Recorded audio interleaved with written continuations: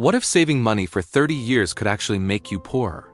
That's not a question most people ask, but it's the question my grandfather's life forced me to confront.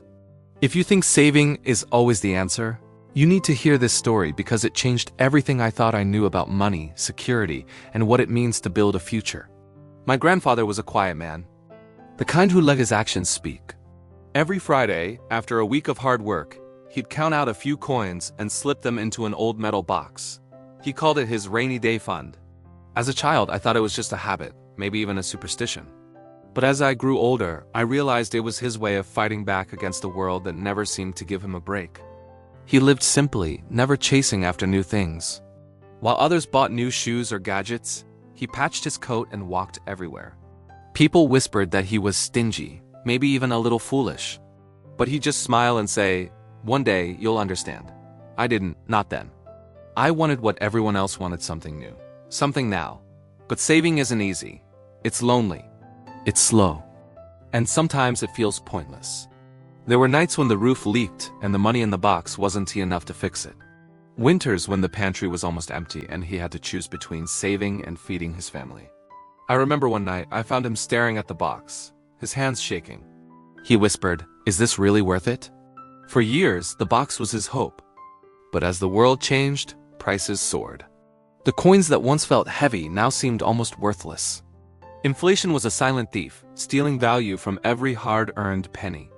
That was the first time I saw real fear in his eyes.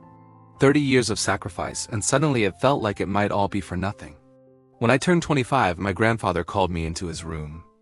The metal box sat on the table between us, heavier than I remembered. He opened it, and the coins inside glimmered in the afternoon light.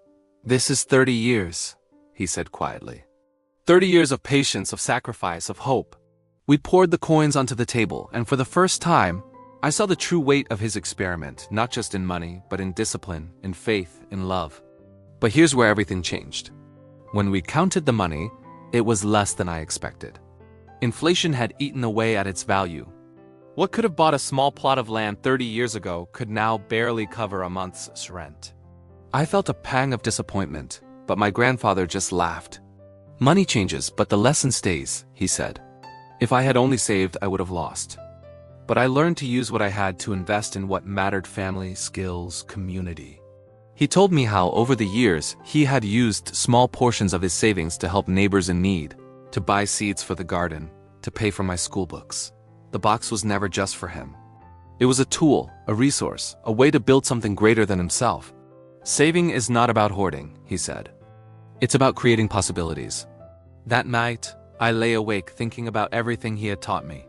I realized that the true value of his experiment wasn't in the coins, but in the habits he built, the relationships he nurtured, and the quiet confidence that came from knowing he could weather any storm.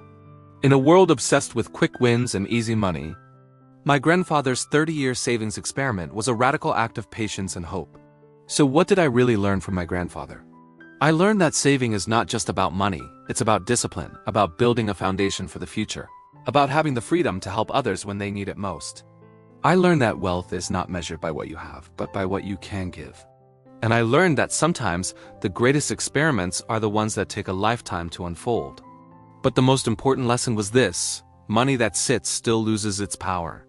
My grandfather's savings only started to matter when he used them to plant seeds, to support others, to create something that would last beyond him. If you let your money sleep, it shrinks.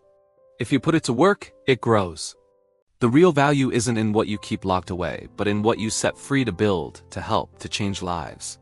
If you're saving for a future that never comes, maybe it's time to ask yourself, what are you really waiting for? My grandfather's 30-year experiment taught me that security doesn't come from a box of coins.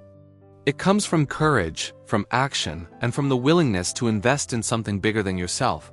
That's the kind of wealth that never loses value. Thanks for watching.